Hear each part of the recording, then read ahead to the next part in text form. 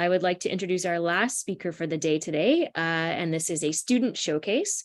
So let me introduce you to Jen Goldberg, who will be presenting on Queering Midwifery, a critical narrative inquiry into the experiences of queer and trans midwifery service users in Ontario. Jen, pronouns they, she, is a queer registered midwife and a PhD candidate in social and behavioral sciences at the Lana School of Public Health at University of Toronto. Jen's research interests include 2S LGBTQAI health and health equity, and critical qualitative midwifery and health research, and using theory to examine social and political forces of health. So this is going to be a fantastic way to end our day together today. So welcome, Jen, and I will hand things over to you. Thank you so much for that introduction, and thanks to everybody for being here for this talk. I'm presenting from Toronto, territory of the Dish with One Spoon Wampum Belt Covenant, and I'm going to be presenting some provisional and preliminary findings from my PhD research, which is supervised by Dr. Lori Ross. So the study and my work on it are being funded through SSHRC and through a grant from the American Psychological Foundation. I have no conflicts of interest to declare, and I would also like to express my deep heartfelt gratitude for the participants who shared their stories. Across Ontario, queer, trans, and non-binary people seek out midwifery services, sometimes to avoid previous or anticipated negative or even harmful medical encounters due to discrimination, transphobia, or queerphobia. Also playing a role in their experiences and outcomes is heterocisnormativity. Heteronormativity refers to the practices and institutions that legitimate and privilege heterosexuality and heterosexual relationships as fundamental and natural within society. Cisnormativity legitimates and privileges cisgenderism, or the assumption that a person's assigned sex at birth matches their gender identity. The Ontario midwifery model of care has feminist underpinnings and a renewed vision towards social justice and anti-oppression informed care. It is therefore poised to offer midwifery services that are affirming and inclusive for those who experience oppression. So when queer and trans and non-binary people are in midwifery care, their experiences can potentially be shaped by heterocisnormativity, feminist ideology, and oppression. And this is what my dissertation is examining. So this project builds on research, if you look at the first piece there, showing how heteronormativity within midwifery services shapes the experiences of lesbians in a negative way. And across these studies depicted in the systematic review, the majority of participants were white, cisgender, middle-class lesbians. It also builds on our study in the middle there that showed midwives' attitudes towards sexual minorities are positive, but it also showed on the right that positive attitudes don't necessarily translate into current best practices. So this study examines heterocisnormativity from the perspective of queer and trans midwifery service users, and by centering those who experience oppression, such as ableism and racism, we are restoring the literature on heterocisnormativity. The main research question is, what do the stories of queer and trans midwifery service users tell us about the heterocisnormativity of midwifery? This qualitative study is guided by post-structural feminist and queer theories and takes up a critical examination of heterocisnormativity as a system of power, exposes what needs to change, and attends to what queer and trans people desire from midwifery care. So the methodology of critical narrative inquiry allows for multiple interpretations of the data, which are the stories participants tell. Addressing the first part of the slide here, stories depend on narratives. We tell stories about our lives, and narratives are the commonly available frameworks that we use to construct them. In turn, narratives can be shaped by dominant discourses. And in the study, these discourses are the assumptions about everyday taken for granted truths about categories such as sex, gender, and sexuality. On the right-hand side of the screen, stories can also resist discourse by amplifying the voices of those who experience oppression to show how assumptions about the world are socially constructed. So I'm examining where and how heterocisnormative discourse shows up in the stories and how stories challenge or resist the power of this discourse. This is the study flyer. Participants were queer, trans, and non-binary people who had given birth with midwives in Ontario within the previous 3 years, their partners and co-parents.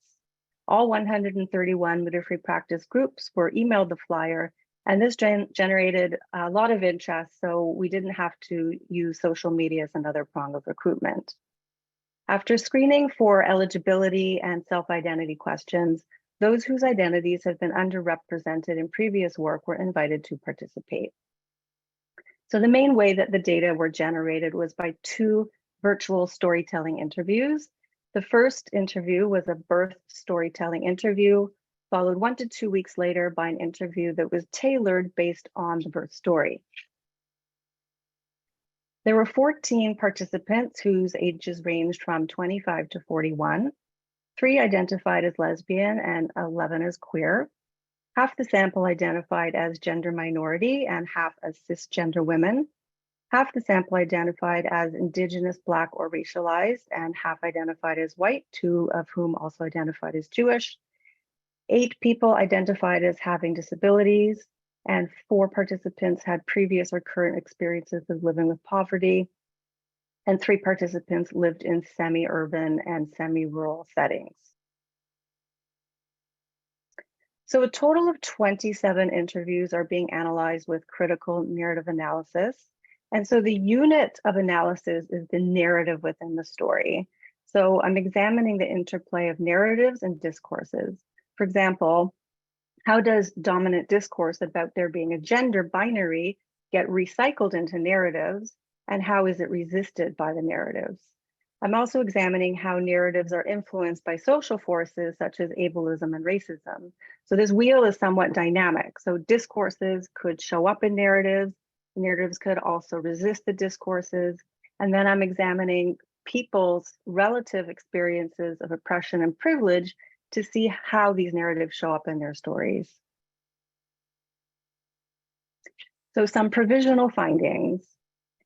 From early on in their family building journeys, participants were on a path towards midwifery. On the way, sometimes they accessed the medical system via reproductive technologies, but they looked towards midwifery with queer hope. Participants viewed midwifery as politically queer, anti-normative, and non-Western compared to the broader medical system, offering the possibility for queer alignment with their values. As long as they could get to their people, everything would be okay. Central to queer hope is that midwifery would be affirming of their queer family building process and constellation. Participants conceptualize midwifery as a self-contained model of care, but it does rely on the medical system to be able to provide comprehensive care. Accordingly, participants often need to go back and forth between midwifery and the medical system, for example, when accessing ultrasound and prenatal genetic counseling. And what these procedures and practices have in common is that they deploy technologies of surveillance and risk mitigation. This interface where the scope and reach of midwifery meets biomedical services is what I have named a leaky boundary. And it works the other way too. Within midwifery services, conversations about medical and genetic history also seek to surveil and mitigate risk. These leaky boundaries often come with lines of inquiry about paternity, how the baby was made, and the baby's genetic makeup. I contend that what these lines of inquiry are shaped by is genetic essentialism, which scripts the discourse that what matters to know during family building and pregnancy is the genetic makeup of the baby. I call this discourse the quest for the optimized baby. What gets left behind or invisibilized in this quest is the acknowledgement of this is how we make our family, a key narrative. And for queer and trans people, their process of family building, kinship, and queerness are rendered invisible through this discourse at these leaky boundaries. And this is essential to how participants experience heterocisnormativity. So an example of how this works, the midwife side of the leaky boundary, is Mackenzie and Cameron, who used reciprocal in vitro fertilization for their family building. Cameron provided oocytes or eggs from their ovaries, which were combined with sperm from a donor to create embryos, which were then transferred into Mackenzie's uterus. Cameron: we did reciprocal IVF and there was confusion about who to ask about medical history. Like a few times they'd be like, oh, what is Mackenzie's medical history? But they were asking in terms of the baby, and the baby's genetically related to me. So there was a lot of confusion around that, Mackenzie. They just assumed because I was carrying her that biologically the link was there. We just kept having to remind them, if you're asking about her genetics and like things to look for in her screening, it would be questions you need to ask my partner, not me. If it's about the birth, sure, ask me what family history I have. Cameron: so we had to take on those assumptions and constantly explain and remind people, this is our family building process. Confusion about reciprocal IVF renders the family building process invisible. Participants wanted their midwives to demonstrate awareness about this and to be able to solicit genetic and medical history differently by asking, how many people are involved in your family building and what are their contributions? They also wanted midwives to appreciate family building as an intentional, time-consuming, and sometimes expensive journey. An example from the other side of the leaky boundary is when trans partners were assumed to be cisgender fathers contributing genetically to the baby. Based on this assumption, they were asked directly about their genetic history. In the hospital, there were random comments like, your partner's so tall, and then there's comments about the baby's size, or the hearing test and whether there's any genetic problems with our families. And we were like, nope, irrelevant, but no. Even if we weren't queer or trans, don't assume that everyone who's involved in the birth is biologically related. People can also be an adoptive parent. This shows how assumptions of genetic paternity reinforce heterosexual norms of how a baby gets produced. This is also seen when the gestational parent presents to care alone. At ultrasound appointments, for example, queer gestational parents are often asked, where's the dad? When there isn't a partner to potentially interrupt this heterocisnormative assumption. At these leaky boundaries, participants also experienced ableism, racism, and ageism, which intersect with and complicate heterocisnormativity. For example, a queer cisgender participant shared that the midwife assumed her pregnancy was accidental due to her age. She was 20 at the time. The ageism inherent in assuming the pregnancy is accidental reifies heteronormativity through assumptions about how pregnancy is achieved. This renders invisible the participant's sexuality and her bodily autonomy. Participants navigate these leaky boundaries by putting up with things, a major narrative of resistance. They already know how to navigate a system that has often failed or harmed them. We've always had to put up with it. I'm not sure when to get. Central to what makes it possible to put up with things is the support of partners or family. Being a lesbian makes you stronger and sort of immune to these things. I remember when I first came out, and even before I came out, such things would really offend me and I would address it. And then with time, you sort of get used to it and move past it faster and not let it affect you. Being there with my partner helps because you're not focusing so much on that aspect. You're just thinking of how beautiful it is that we're about to create this beautiful human being. Dwelling on the positive aspects and remembering how far we've come as a community helps you to be appreciative of the little things and block out all the negatives and just move past that. Midwives also played a key role in midwifing this leaky boundary. When midwives acknowledged the complexity of identity and family building, participants felt seen as whole people. This is why I keep characterizing midwifery as a profession that's queer. There's a genuine sense of curiosity and being like, what's your family structure like? What's your support system like? Who are you to each other? In the intake, they talk a lot about supports outside of the nuclear family, which is really important for us. We don't want to build a nuclear family. It's part of why we have close relationships with lots of people. Finally, midwives were seen as partners in care when they demonstrated awareness of systemic oppression and worked to undo it. It wasn't just our queer midwives who treated me that way. Everyone is sort of encouraged to practice from that lens of saying, let's try our best to really advocate for this patient as a whole person up against a system that wants to divide them and break them apart into those black and white treatable categories. So to conclude, the participants desired midwifery care and to be affirmed in their family building processes. Leaky boundaries are sites where heterocisnormativity is reproduced through genetic essentialism, which can invisibilize queer identities and family building. Queer and trans people already have what it takes to navigate these experiences. Midwifery can be more affirming of queer and trans families by recognizing diverse family building processes and constellations, avoiding heterocisnormative assumptions, and showing awareness of normative oppressive systems and working to undo them. Thank you. And again, this is a slice. There is a lot more to come. Thank you so much, Jen. That was fantastic. And I can't wait to hear more. I think knowing that this is the tip of the iceberg, I can imagine there's so much more that you can share with us. So we'll have to have you back to do rounds coming up as well.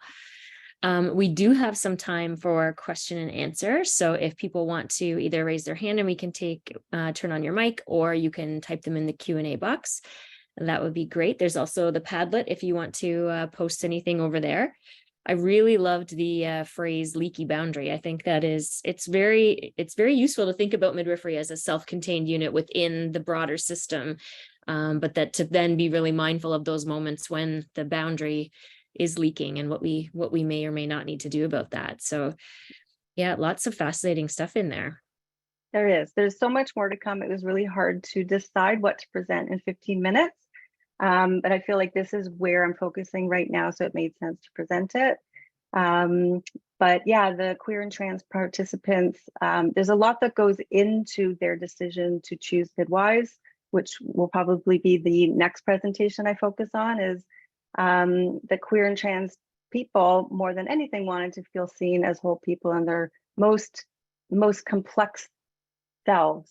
And they were really great at telling stories about how that was made to happen for them. So I'm excited to show midwifery stories that are exemplars of where midwifery and midwives are doing well for queer, trans, and non-binary people.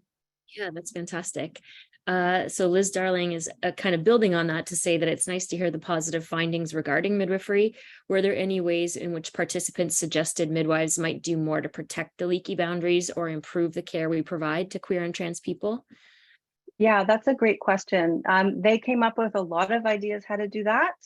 I think one of the main ones that I didn't get to discuss in detail was my final points of midwifing those leaky boundaries. So what that looks like in practice is, setting up the clients to know that they might have a difficult heteronormative experience when they go for the genetic screening or the ultrasound or whatever it is at that boundary. That participants appreciated sort of knowing that ahead of time. Sometimes they gave examples of the midwife saying, you're not going to get your pronouns correct when you go to this place. I'm sorry, we're working with our hospital on that, but for now, just know that that might happen. And then on the other side of it, midwives often followed up with their queer and trans participants after those encounters at the leaky boundaries, and participants really appreciated the midwives that were able to see how those experiences might have been difficult with a phone call or follow up in the visit to debrief to those experiences. That's great. It's interesting. I'm sure there's more you can unpack there as well. Another question from Sadie, who says, thank you, Jen, for sharing your beautiful, elegant design and findings so far. Thank you for doing and sharing this work. So sorry, I thought there was a question there, but it's just kudos to you for excellent work. A question from Oliver: because of cis and heteronormativity, did any participants find that midwives assumed that their pregnancies would be complicated or out of their scope? That's a great question. In practice, I have seen that. What I would say is, to answer that question, I need to go into the intersection of heterocisnormativity and ableism, where there's incredibly rich storytelling. So the answer is, the very short answer is absolutely. And in cases where the queer and trans participants also had disabilities, often that was the thing that took up most of the focus. And so, yes, I would like to address that more robustly, but the answer is yes. Interesting. Yeah. And so that intersectionality really starts to become kind of the sticking point for some of those issues. Yeah, there weren't cases that I heard in the stories where midwives felt they couldn't look after queer or trans or non-binary people for whatever reasons that would be true for them. But interestingly, there were a bunch of participants who had both negative and positive experiences, so they could compare across their pregnancies and midwifery practices to try and understand like what made for a negative experience and what made for a positive one. And that analysis is coming as well. Wow. Okay. Fantastic. Another word of kudos and congratulations from Lana in the chat. She says, thank you, Jen. I really appreciated listening to your findings today and looking forward to hearing more about the exemplars. Also, Emily says, I just wanted to say bravo. Your work over the past few years has been so important. Do you think you would ever do research about LGBTQ plus students? If that's what they want, let's do it. Yeah, I mean, nothing about us without us. So if that ends up being something that LGBTQ students would like to do, send me an email and I'd be happy to figure that out with you. Okay, that's fantastic. And nothing like creating more research projects for you to do when you're still finishing the one that you're currently working on. That's okay. That's how it goes. So maybe you could pop your email in the chat for the audience today, and then people can follow up with you if you're open to that. Sure. Okay. And I think that's probably it for our time today. And I really am very grateful that you came and shared that insight from your project. And I look forward to hearing more and seeing publications that come from this work. And I wish you well as you finish your PhD studies. Thank you so much. So we are out of time for today, but we have one more day left of our symposium. So starting tomorrow at noon Eastern Standard Time, we will dive into our final day. So that will be Dr. Saraswathi Vidam, who will be our final keynote speaker, presenting on advancing equity through research, centering the lived experience of midwifery services. Then we will have a research showcase looking at the midwifery experiences within Canada's First Alongside Midwifery Unit at Markham Stouffville. And then finally, we have another student showcase that is the results of a scoping review that looked at developing Canadian research priorities and capacity, describing the landscape. So that kind of bookends. We started our week with a reflection from Dr. Karen Kaufman about where we are 30 years into regulated midwifery in the province. And we're going to finish with that kind of scoping review of the evidence that's been growing over those 30 years to support midwifery practice and midwifery outcomes. So don't forget to fill in your polls from today to give us some feedback about the presenters that you saw. And if you're interested in coming back tomorrow, just use the exact same Zoom link that you used today. That's absolutely fine. You don't have to pre-register for each day individually. Also, our feedback survey for the symposium overall is posted in the chat. So if you have a chance to give us some feedback, we do tweak and change everything each year to try to meet the needs of people who attend. And we can only do that if you share your insights with us. So thank you again for joining us today. And I hope to see you tomorrow on our final day of the week-long symposium.